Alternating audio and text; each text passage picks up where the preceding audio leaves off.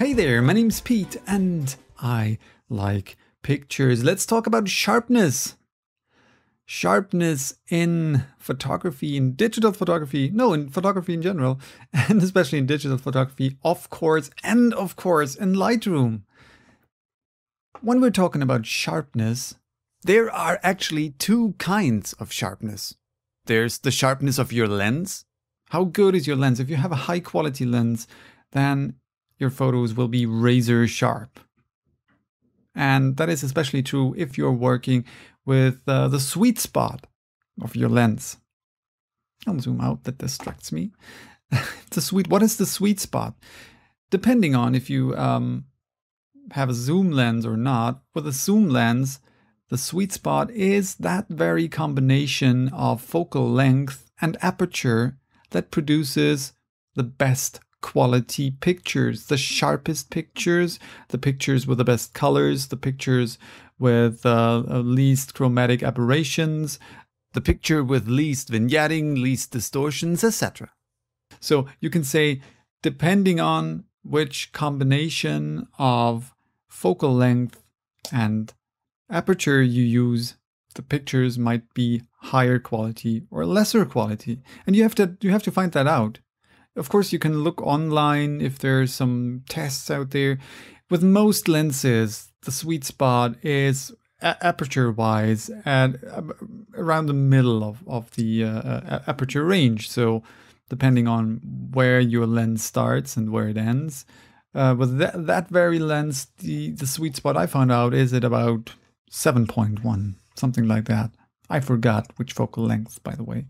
So let's just zoom in and look. It's okay. It's an okay shot. It's not razor sharp, but I didn't shoot at the sweet spot. So f5.6 at fully zoomed in 135. It was the Canon EF 28-135. So it's okay. It's an okay-ish shot. If I would have used 7.1, and if I weren't fully zoomed in, then the picture would have been a bit sharper. And the second kind of sharpness is the sharpness that is introduced in post-processing, like in Lightroom or in Photoshop. It is also that kind of sharpness that is introduced in your camera if you activate sharpness. And that is really the bad sharpness. Why? Because it produces artifacts. And especially worse if you're shooting JPEG, because then it's baked in. If you shoot RAW, the sharpness values you chose in your camera don't matter, because that is just saved to that file and you can change them. No problem. But with JPEGs, it's baked in. If you shoot JPEG, please, please, please, please completely remove sharpness and better add sharpness in post. Why? Because the algorithms of almost any kind of post-processing software like Lightroom are much better than the algorithms in your camera. And you can fine-tune the sharpness way better, because in your camera you mostly have just off, low, middle, and high, or something like that. And that's not really fine-tuning, is it? So fine-tuning in Lightroom or in any kind of software application is much easier. Okay, let's zoom in. Let's see what artificial sharpness, post-processing sharpness does. And that's the same thing your camera does. But here you can fine-tune it. So we go to detail and we see in the detail tab, we have sharpening. We have the amount, we have radius, we have detail, and we have masking. What you see here are the defaults Lightroom already made. So if we'll put them down to 0 and just check the picture without them, and you see, well, it is a very soft picture. But that is normal because RAW files, and this is a RAW file, Canon RAW file, are always soft. Depending, of course, which lens you use, they might be a bit sharper, but RAW files are always, always, always soft. So we almost have to post-sharpen them. And Lightroom gives us different possibilities to do that, and the best way is, because it gives us the best options, or the most options, is here in the detail tab, because we have the amount, radius, detail, masking.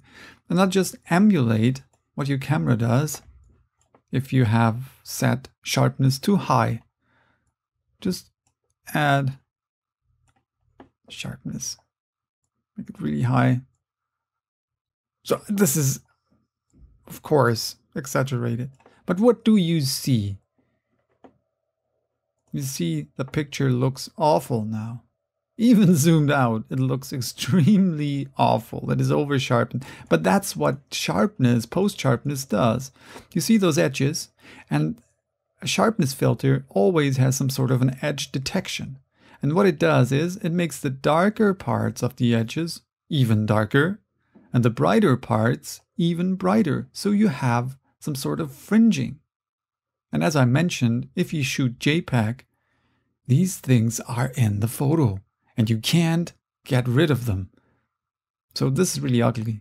This is really, really ugly.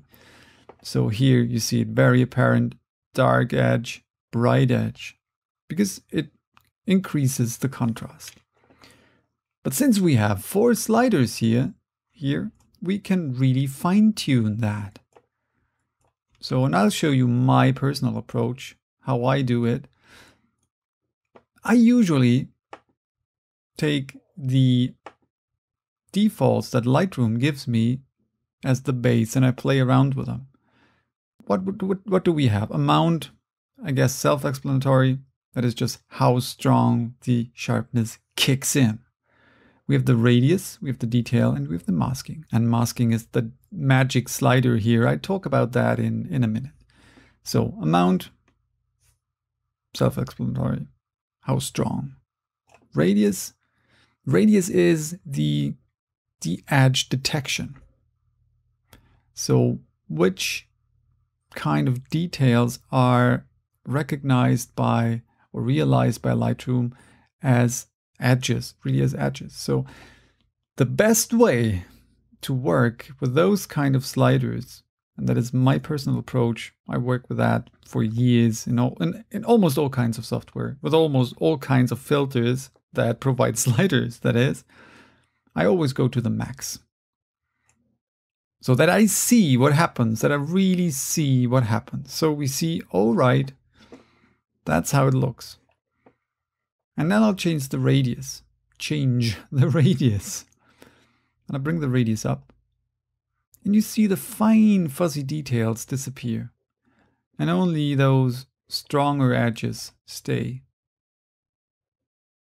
So you can really fine-tune what exactly it is that gets sharpened. And I want the stronger edges to be accentuated. And then we play around with the detail. How much detail do we want to see? I guess that is good. I'll leave out masking here. I'll talk about that in a minute. And then, after I have set everything, I'll put down the amount to 0. So that is the unsharpened picture. Now we see how soft that really is. And then I go up. And then I go up. Then I go up. Of course, we have to find, a bug. We have to find a part of the picture that is really 100% in focus. So I guess it's about here. And we see that fringing here. I don't want to see any fringing, even though when outputting the picture, it gets resized to a very small size. So only about 1,000 pixel height.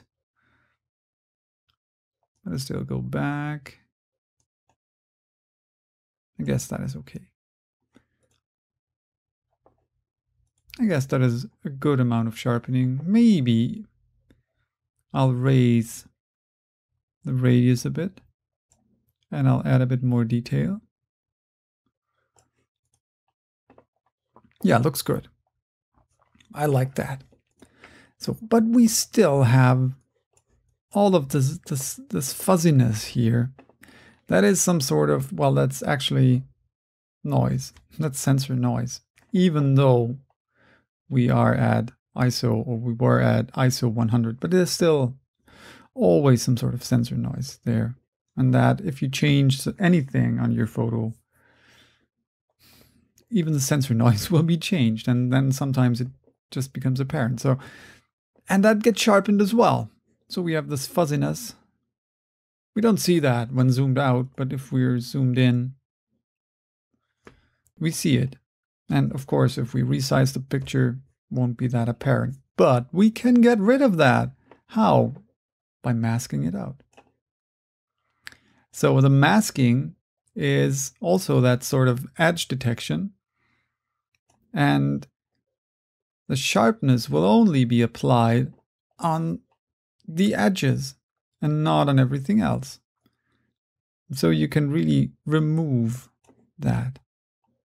Now we have a really cool and sharp picture. I guess I can go even a bit higher now. That is too much probably. It'd be a really cool and sharp picture. So that, no, it's too sharp. Almost looks artificial. So that is the way to work with sharpening in Lightroom. In my opinion, the best way, because it's the most precise way. Because you have access to all of those sliders here and you can really fine-tune it. Of course, there's a slider for sharpness and the graduated filter. There's a slider for sharpness and the radial filter. And there's a slider for sharpness in the adjustment brush. But you have no other features or no other way of tweaking that sharpness other than the amount. So you can paint in sharpness, locally paint in sharpness, for example. I just show you. Paint it in here and raise sharpness. But you see, or remove sharpness. You can do that. This is especially useful with portraits. So we can remove sharpness from, there's some little wrinkles, or we can add some sharpness at the eyebrows or eyes or in the hair or something like that. But yeah, I wouldn't use it. I don't use it too much. Of course I do sometimes, but just a tiny little bit. That is another way of doing it. And then, of course, there is the output sharpness. If we right-click on our photo and say, go to export, I have my export presets here. And there is an output sharpening, sharpen for screen, matte paper, glossy paper, and the amount low, standard, high. If I output for screen, so for the web, for example, I have it off because I did my sharpening already. Okay, yeah, some people might say, yeah, but you did your sharpening and then you resized the photo, and resized photos need some sort of sharpening because you lose a lot of detail. Well, you can argue about that. I don't use it, and I think my photos are okay. And actually, I even overdo my sharpening a tad in editing so that my output photos look okay. I do that, and I do that a lot if I output for printing, because with printing, pictures get soft. So this is probably everything about sharpening that can be said. If you have any questions, suggestions, if you want me to talk about certain things more in detail or about certain things that I haven't mentioned yet, get in contact. You can do that either on my blog, that is tvoom.tumblr.com, tvoom.tumblr.com, or you can comment on one of my videos, and you can even subscribe to that YouTube channel, just saying. This one's for today. Bye. Till next time.